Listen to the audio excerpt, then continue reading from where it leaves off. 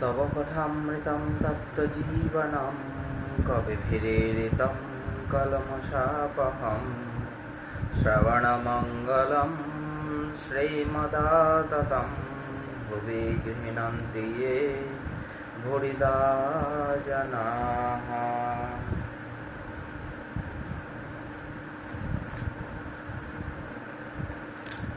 তোমার কথামৃত তাপদগ্ধ জনগণের জীবনস্বরূপ, মুনিগণ কর্তৃক কীর্তিত পাপ সমূহের বিনাশক, শ্রবণ মাত্রই মঙ্গলপ্রদ ও সকল সম্পদের আকর।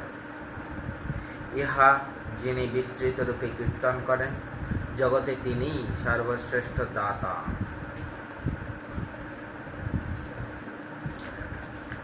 আমরা আগের দিন ষষ্ঠ পরিচ্ছেদ পড়েছি।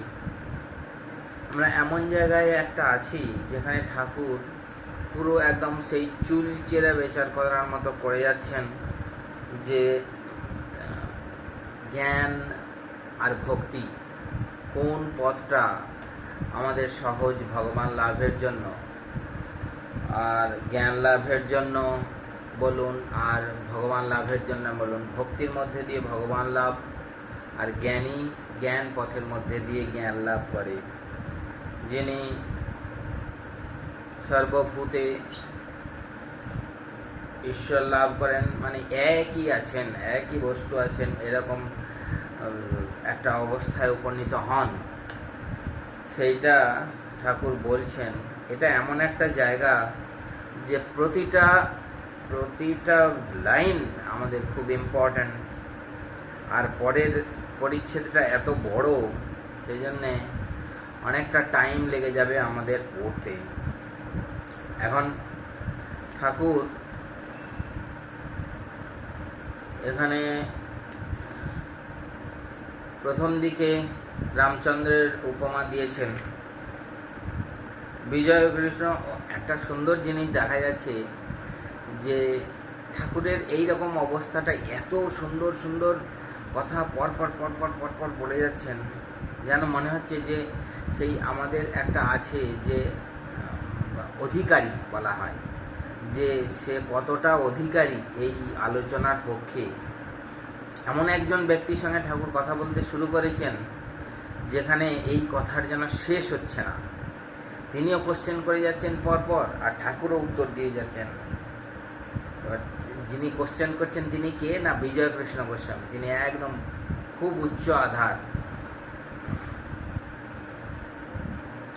এবারে তিনি বলছেন, মহাশয়, কেন আমরা এরূপ বদ্ধ হয়ে আছি, কেন ঈশ্বরকে দেখতে পাই না? কত ইম্পর্ট্যান্ট কোশ্চেন একটা।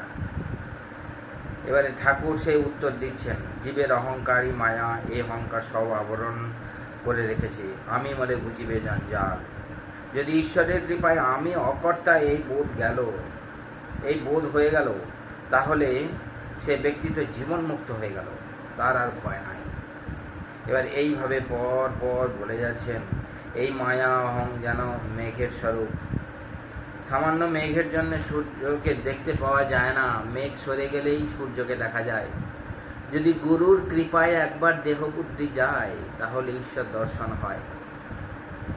বলছে 2.5 হাত দূরে শ্রীরামচন্দ্র, কিন্তু লক্ষণ রামচন্দ্রকে দেখতে পাচ্ছেন না, কারণ সীতারূপী মায়া মাঝখানে আছেন বলে।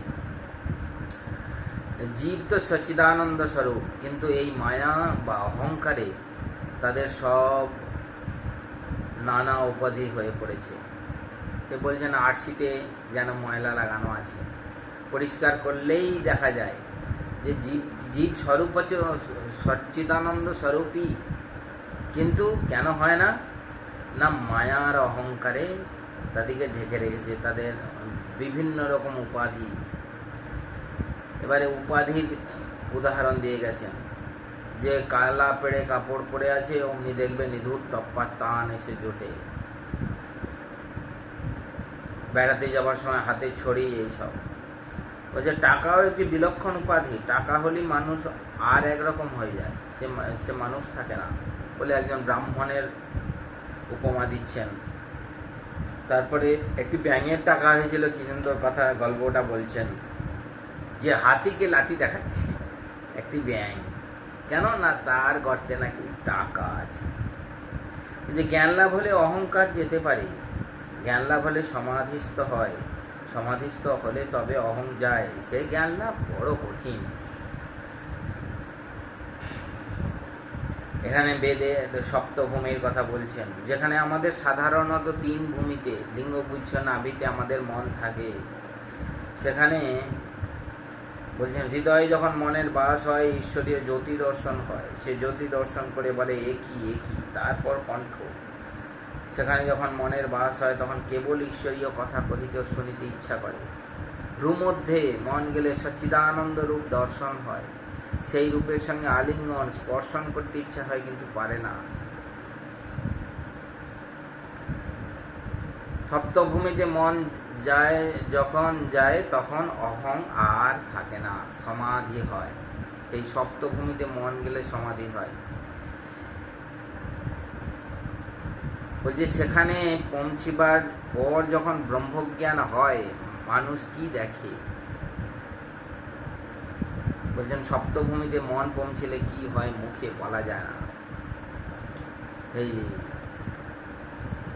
সেখানে চলে গেছে, সেখানে আর আমি বোধ নাই, আমি তুমি বোধ নাই, এক, সেখানে এক। যে নুনের ছবি সমুদ্র মাপতে গেছিল, যাই নেমেছে অমনি গলে গেল। সমুদ্র কত গভীর কে খবর দিবে, মিলেমিশে এক হয়ে গেছে। কালাপানিতে জাহাজ গেলে আর ফিরে না, জাহাজের খবর আর পাওয়া যায় না। সেখানে আমি তুমি বোধ নাই। যে আমিতে সংসারী করে, কামিনী কাঞ্চনে আসক্ত করে, সেটা খারাপ আমি। অহংই এই বলছেন জলের মাঝখানে যদি লাঠি ফেলে দাও, যে জীবাত্মা ও জীব ও আত্মার প্রভেদ রয়েছে, আমি মাঝখানে আছে বলে জলের উপর দিয়ে একটি লাঠি ফেলে দেওয়া হয়, তাহলে দুটো ভাগ দেখায়, বস্তুত এক জল, লাঠিটার দরুন দুটো দেখাচ্ছে। অহংই এই লাঠি তুলে নাও, সেই এক জলই থাকবে। বজ্জাত আমি কে? যে আমি বলে আমায় জানে না, আমার এত টাকা, আমার চেয়ে কে বড় লোক আছে বলে ঠাকুর আরো অনেক কথা বলে যাচ্ছেন। আবার বিজয় কৃষ্ণ জিজ্ঞেস করছেন, অহং না গেলে সংসারে আসক্তি যাবে না, সমাধি হবে না, তাহলে ব্রহ্মজ্ঞান অবলম্বন করাই ভালো, যাতে সমাধি হয়। ভক্তিযোগে যদি অহং থাকে তবে জ্ঞানযোগই ভালো। এখানে আবার ঠাকুরকে একটু খুঁচিয়ে দিয়েছেন যেন বিজয় কৃষ্ণ গোস্বামী। বাস ঠাকুর আবার সেই বলে যাচ্ছেন, এরপরে আবার বলবেন যে জ্ঞান যোগ কেন কঠিন। বলছে অহং যায় বটে কিন্তু প্রায় যায় না, হাজার বিচার করো অহং ঘুরে ফিরে আসে। সেই জন্যে অসত্য গাছ কেটে দিলেও আবার পরের দিন দেখবে ফেকড়ি বেরিয়েছে। একান্ত যদি আমি যাবে না, থাক শালা দাস আমি হই, হে ঈশ্বর তুমি প্রভু আমি দাস, এইভাবে থাকো। আমি দাস আমি ভক্ত, এরূপ আমিতে দোষ নাই। জ্ঞানযোগ ভারী কঠিন, দেহাত্ম বুদ্ধি না গেলে জ্ঞান হয় না। কলিযুগে অন্নগত প্রাণ, দেহাত্ম বুদ্ধি অহং বুদ্ধি যায় না, তাই কলিযুগের পক্ষে ভক্তিযোগ। এইবারে ঠাকুর আবার সেই ভক্তিযোগ জ্ঞানযোগ, ভক্তিযোগ জ্ঞানযোগ। কেন ভক্তিযোগ ভালো ঠাকুর এই পরের পরিচ্ছেদে বলবেন। আমরা এখন 122 পৃষ্ঠায় আছি, প্রথম খণ্ডের কথামৃতের প্রথম খণ্ডের 122 পৃষ্ঠায় সপ্তম পরিচ্ছেদে পড়ব। এখানে বলেছেন যে আগের দিন দাস আমি, কি ভক্তের আমি, কি বালকের আমি, এরা যেন আমি রেখা মাত্র। এবারে ঠাকুরের আজকের এই কথামৃতের আজকের পাঠে সপ্তম পরিচ্ছেদ। ক্লেশ অধিকতরস্তেষাম অব্যক্তা সপ্তচেতসাম অব্যক্তা হি গতির দুঃখম দেহবদ্ভিরবাপ্যতে। গীতার 12 অধ্যায়ের পঞ্চম শ্লোক বলছে, যাহাদের চিত্ত নির্গুণ নিরাকার ব্রহ্মে অভিনিবিষ্ট, তাহাদিগকে সিদ্ধি লাভের জন্য ভগবৎ কর্মাদি পরায়ণ সগুণ উপাসক অপেক্ষা অধিকতর ক্লেশ পাইতে হয়। এখানে একটু আসতে বলি।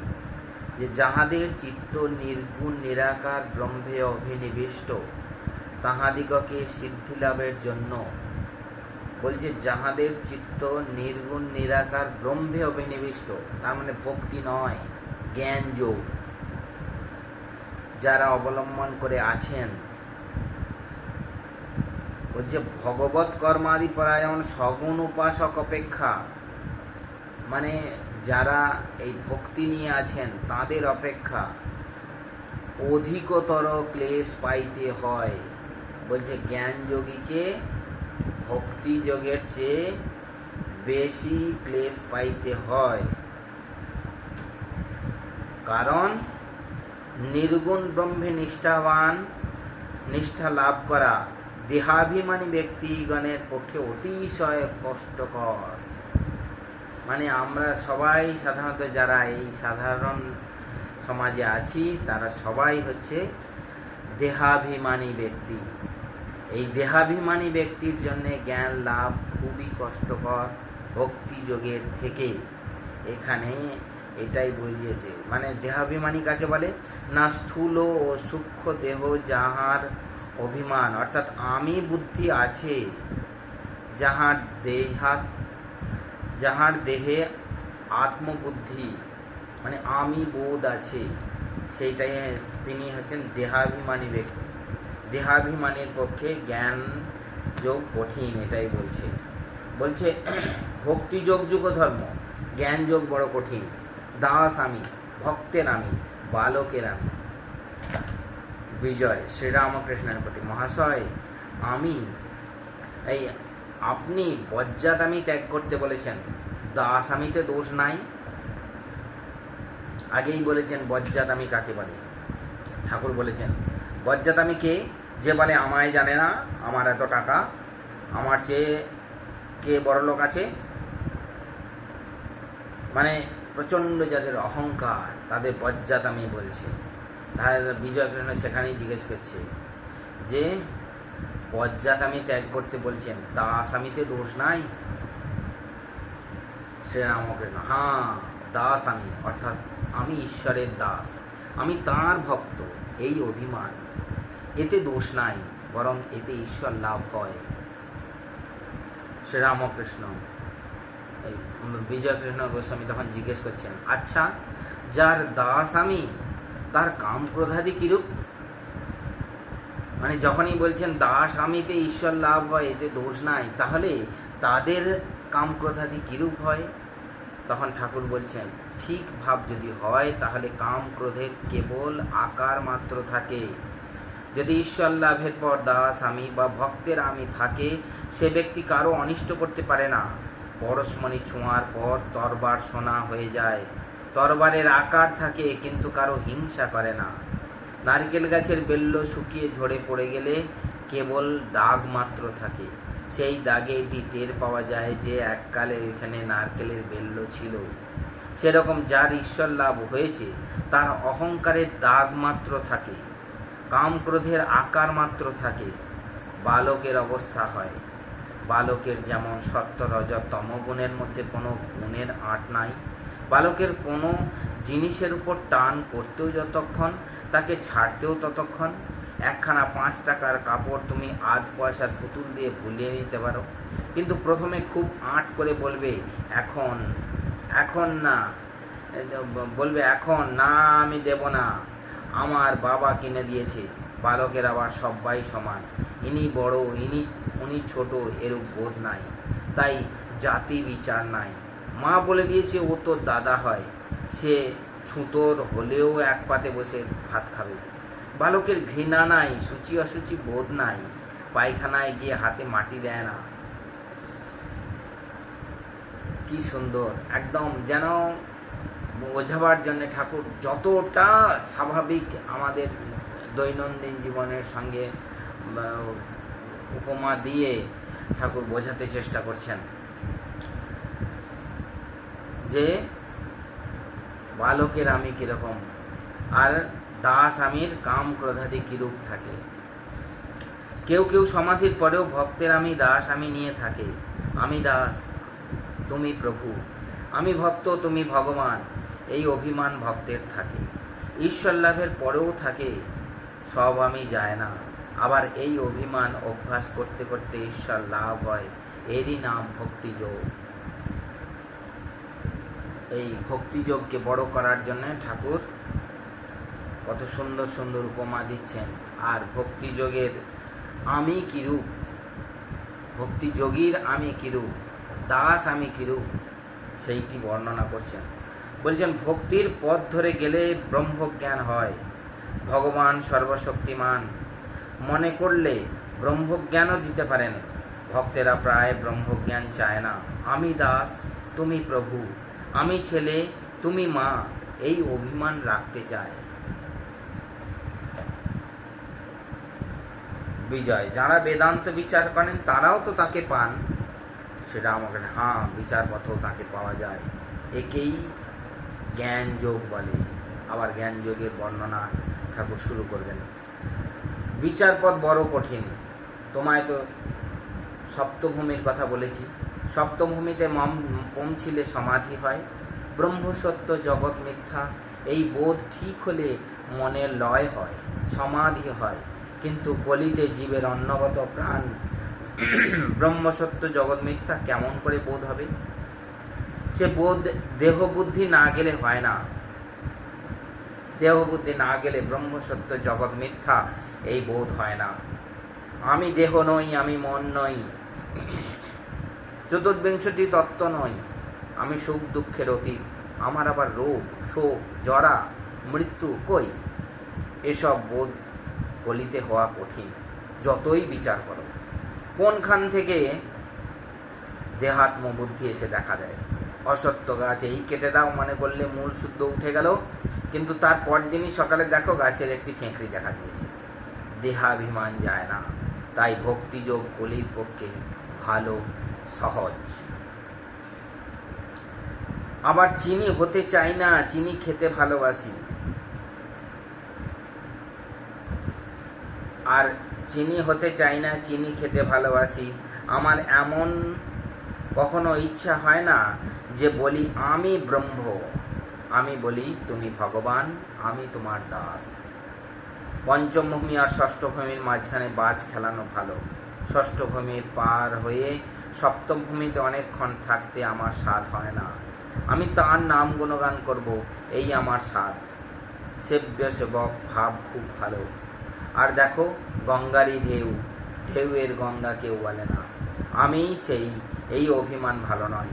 দেহাত্ম বুদ্ধি থাকতে যে এ অভিমান করে তার বিশেষ হানি হয়। এইটা ঠাকুর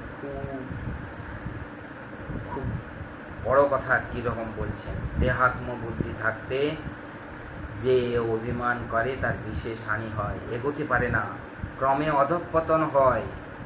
পরকে ঠকায়, আবার নিজেকে ঠকায়, নিজের অবস্থা বুঝতে পারে না। দেখুন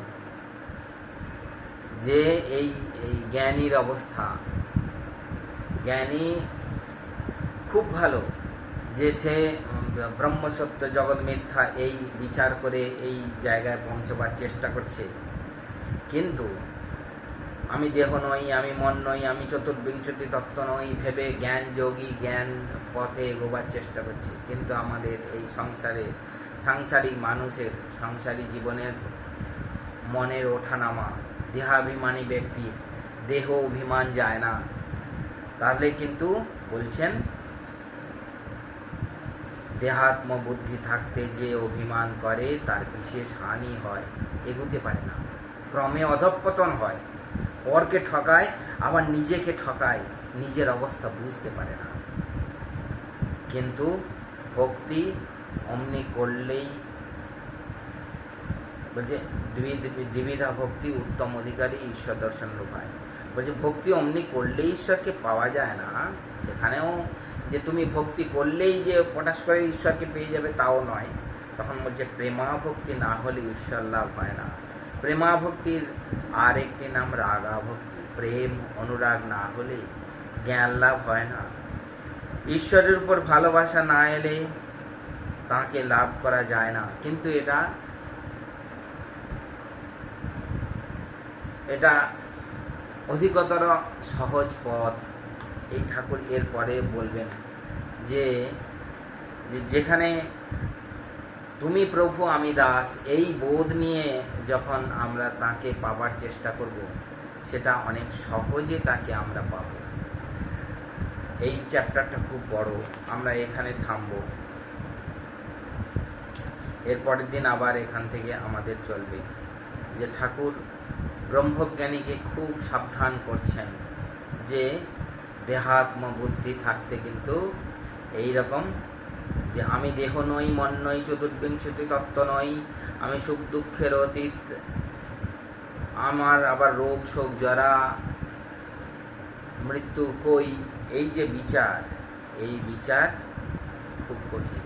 তাকে বলছেন আমি দাস আমি হয়ে থাকতে, অর্থাৎ ভক্তি নিয়ে থাকতে, ঈশ্বরকে মানুষ রূপে পুজো করতে। এর আগে ঠাকুর বলেছেন। যাক, আজ এই পর্যন্ত, আবার এখান থেকে পরের দিন শুরু করব। ওম শান্তি শান্তি শান্তি, হরি ওম তৎসৎ। শ্রীরামকৃষ্ণার্পণমস্তু।